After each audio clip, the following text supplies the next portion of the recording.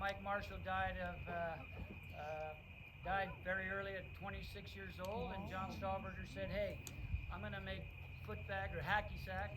Sorry, it's hard to go back to the old hacky sack. What do you call it? Hacky sack or footbag? Footbag! You're all wrong.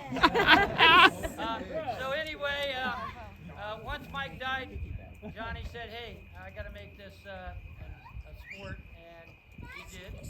And several years later, some of our brothers who we have lost in the recent years, Garwin Bruce and Ted Huff and Johnny, were doing a lot of work creating the footbag game, the new American sport. And Ted said, "Hey, let's start a Hall of Fame." And Johnny and Gar looked at him and said, "No, we're not starting a Hall of Fame. Why don't we want to do that?" And if you know Ted, he was the serious marketer, and he usually got his way, so he decided, "Hey, we're going to have a Hall of Fame, whether you guys want to or not." We lost Ted Huff, who was here last year, and he was really the greatest marketer of footbag. He really put it on the map as far as I am concerned.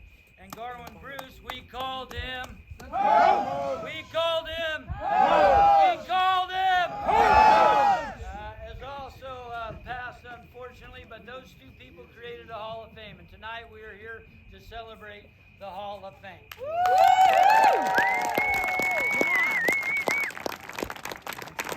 have 12-year-olds in the crowd. About 12 years old. Come up here for a second. You 12 years old? Harper, are you 12? 11, almost. Come over here, Max. Woo, Max! Hi, Max. We got another one? Okay, come on up. Max is Steve DeSablon's son. 12 years old, come on up. Now everybody's 12 years old. All right, you're not going to murder me probably. Yeah. Oh, little sparkler. I was 12 years old when I met Ted Huff and Garwin Bruce and Johnny Stahlberger in Portland, Oregon at the Neighbor Fair Footbag Tournament, and I called Ted every day after that tournament to tell him how many kicks I'd done that day.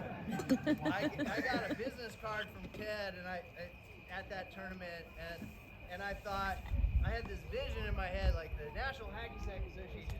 That's this like high-rise glass office building. And it's like this huge thing. And I was so inspired at your age. I was like, and I could kick it like 300 or 400 times in a row. How many of you can kick it 10, 100?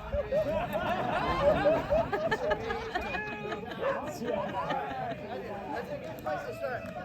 Good job. So Ted saw a 12-year-old that could kick it a few hundred times, and he thought, this is going to take the sport where it's going to go. So I'm going to take that kid, and he picked me up every weekend, and he took me to some sporting goods store, some shopping mall, and some soccer camp, telethon for muscular dystrophy at 3 o'clock in the morning. Chinese restaurants, gas stations. Like, if there was gonna be people there, he was gonna put a 12-year-old that could kick a beanbag in front of him to start a new game. And Garwin was there to teach me how to actually play the game because Ted was horrible. He couldn't kick a footbag. So that's why he found a 12-year-old that could play and said, "Garwin, teach him how to do it really well. We'll make a sport out of it." So I think it's something I just want to say that so important to our sport is the people that passionately loved it, that wanted more than anything to promote it, to help other people see the joy in it, and didn't have a personal ambition to be great at it. Their ambition was to make the sport great and bring that joy to the world. And Ted and Garwin and Johnny and the founding fathers of Footbag, that's what the Hall of Fame is about. That's what we're going to celebrate tonight. We're going to induct a new member to the Hall of Fame. There are a couple other folks I want to just briefly mention that got inducted this year at the World Championships. That's Jim Penske, who's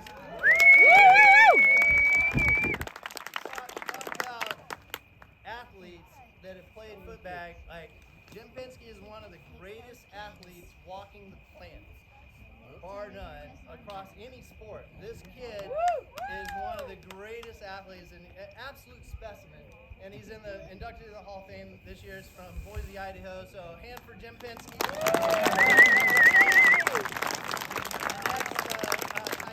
Ishida from Japan, also inducted this year in the Hall of Fame. Doing amazing things both as a player. He won the World Championships in singles routines this year and promoting the sport in Japan, almost kind of single-handedly carrying the torch in Japan. So let's have it. Yeah, Taiji!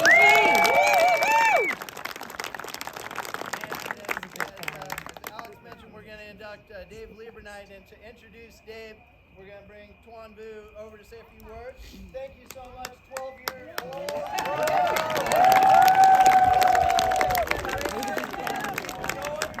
Thanks so much. So, to start off, since Kenny and Dad is so entertaining already, the bar is pretty high, I'm going to start with a dad joke. So, if you've heard this, please don't chime in. But what's a pirate's favorite letter? You think it's R, but it's the C.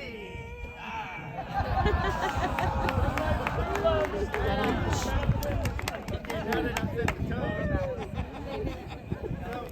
So I'd like to say a few things about Dave. I've known him for many, many years. He's a close, good friend of mine. And so I'm just going to read a couple of notes. Anyone that knows me knows I have a tendency to embellish.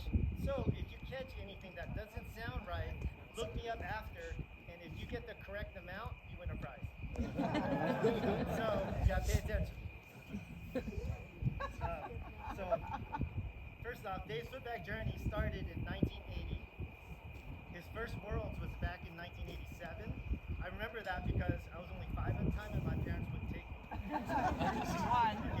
At the 87 Worlds, his first Worlds, he learned to stitch footbags, and he has now sewn thousands of multi-panel footbags since. He started Funky Footbags and has sold close to 10,000 footbags, mostly at Grateful Dead concerts and other music festivals. Dave actually holds the world high altitude kicking record at 22,834 feet in Argentina.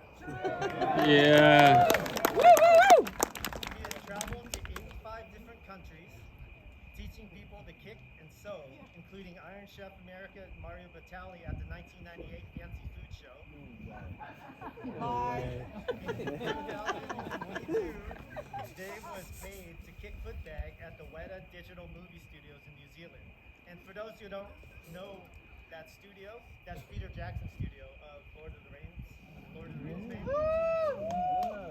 And to this day, Dave continues to be a driving force in the New Zealand footbag scene. Something I personally got to witness the past 2 years coming to visit him. And his passion for footbag is infectious. And I'm honored to introduce my dear friend and brother from another mother, Dave Leberknight. Without further ado. Woo!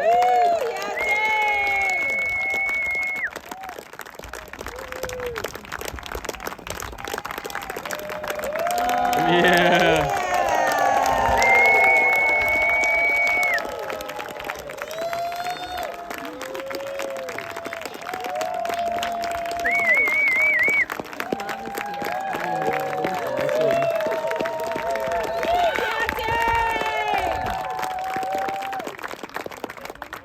Dave! Yeah. First, let me just say a few words about these guys. I'll never forget the first time I saw Juan at Worlds. He was with Peter Irish and Dimitri, I think it was. I was so inspired. Like Irish was doing his super smooth pendulum breaks, right? And you were doing your disco ninja, like super shred. Yeah, it was super inspiring, right? Like I knew right then I have to step up my game. Learn some new tricks, right? These guys, and then Kenny, right? Seeing you at Worlds, like freestyle and net at the same tournament. Yeah. Come on. Woo! Come on. Who else does the GOAT? He's totally earned the GOAT. Like he's, again, inspirational. Thank you. And Mag, I had the pleasure of going to the Mag Use Footbag training camp. Yeah. Learned a lot. Went to the U.S. Open, and my partner and I got a game off of Kenny and Never forget it.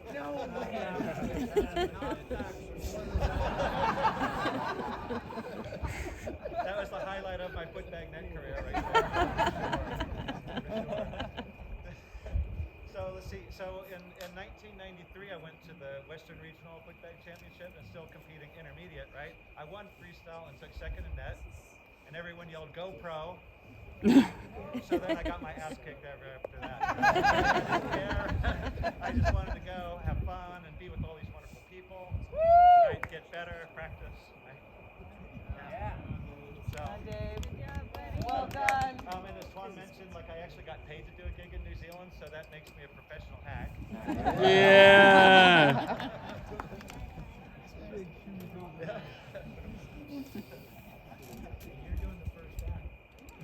So thank you guys. Yeah. And thank everybody here who made this sport the wonderful sport it is. Right? Oh, and I need to call out, I've got family here. I need to call that out. I got my wife Lily. Yeah, Lily. I've got my Aunt Wendy who lives in Corvallis. Woo! And my cousin Ryan is also here. Yeah, Ryan. And my mom and dad from my mom's sister.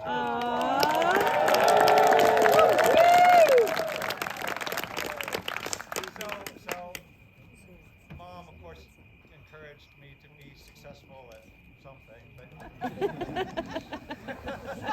she never guessed it would be kicking a beanbag. But it keeps me out of trouble. Mostly, sort of. So yeah, I guess I've been to 85 countries now with a hack and sewing kit.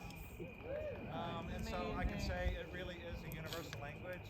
It's a language that says let's have fun. Yeah. Let's play cooperatively together, right? That's right. And so that's a beautiful thing. Most sports are competitive, right? People compete, right?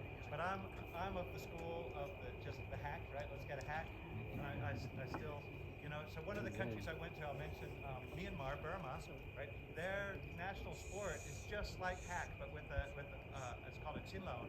It's like a talker ball, right? And that's the national sport, and it's the same kind of a thing, right? Stand around in a circle and pass it around. So if you didn't know that, like, that's really cool. And so that's the style that we typically play in New Zealand now. But I took my mates in New Zealand. We went to Myanmar, got a bunch of chinlones, and that's the style we play.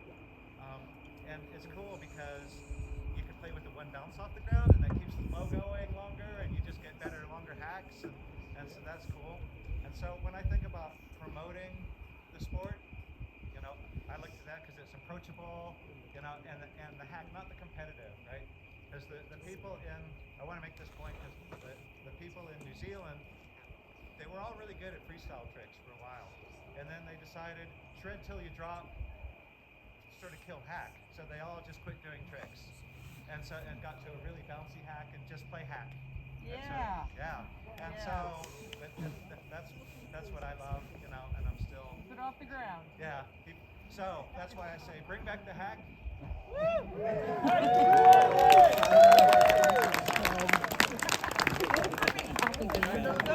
you go. That's my speech. So thank you again, everybody.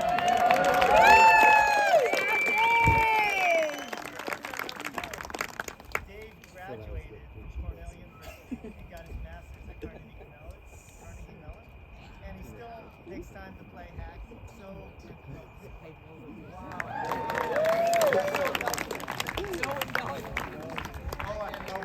One last thing I forgot to mention.